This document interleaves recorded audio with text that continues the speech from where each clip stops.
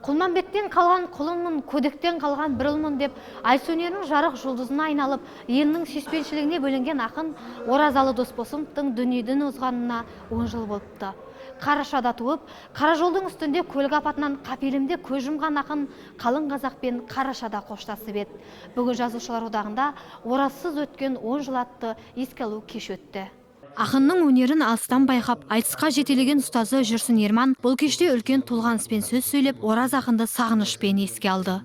10 жылда өтір, 20 жылда өтір, 100 жылда өтір, біз кетерміз, бірақ Оразалыны осы сүйген халқы ұмытпасына мен кәміл сенемін.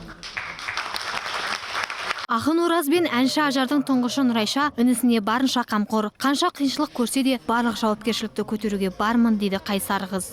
Осындай халық сыйлаған адамның баласы болу маған үлкен жауапкершілікті артады. Ол маған өте ауыр.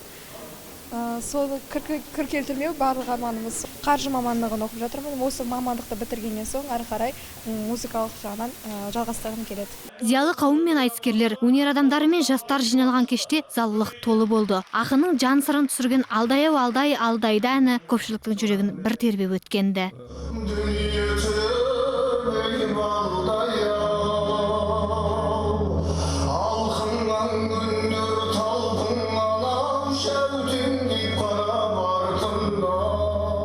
Аққан жұлдыздай өте шыққан Оразалы Досбосыновтың соңында өлмейтін, өшпейтін айтыстары, жазба өлеңдері, толғаулары қалды. Ақын мен оның жары Ажардың бүгінгі жоқтаушысы, өнерді сүйетін, өнерге жанашыр жұрты, сондай-ақ достары, бауырлары және бауыр еті балалары. Ақбота Мұсабекқызы, Жанат Абдрахманов, Қазақньюс, Алматы.